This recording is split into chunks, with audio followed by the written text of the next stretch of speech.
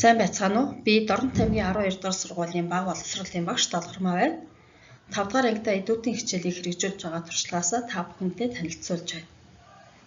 Бид 1-р улиралд 16 хичээл үзэхээс одоогийн байдлаар 14 хичээл үзээтэй.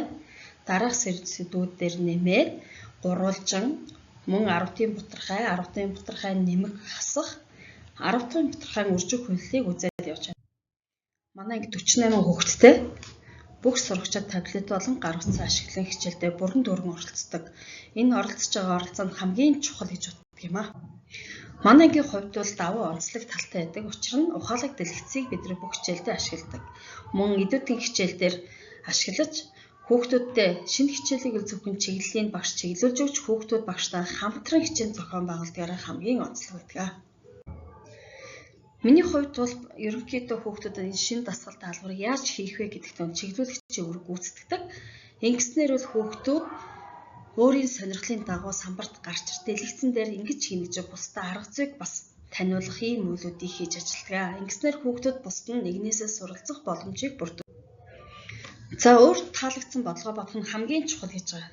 Энэ нь болохоор тухайн сурагч шинэ хичээл үзчихэд төрүүлж утсан сурагч өөрийнхөө эргэлдсэн болон эхлээд алдсан зүйлээ засаад түүнийгээ бусдаа бол ингэж бодох юм а гэдэг арга зүйг бас тайлбарлаж ингэж чадсанаар хүүхдүүд маань наадч жаргалтай бас дээрэс нь бодлогыг тайлбарлах ярих чадварт нь бол ахиц гардаг.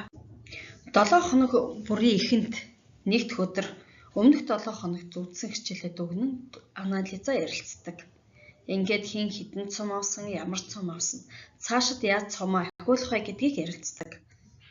Мөн энэ анализыг хийснээрээ хүүхдүүдийн оролцоог үнэлдэг.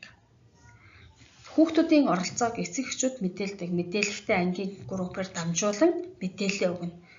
Танай хүүхэд ийм цом авсан байна. Дараа энэ дээр нь анхаарч цааш цомыг ахиулахад туслаарай гэдэг. Ингэж ажилласнаар багш эцэг эх сурагчдын хамтын ажиллаа сайжирдаг. Анхаарал тавьсан та бүхэндээ баярлалаа.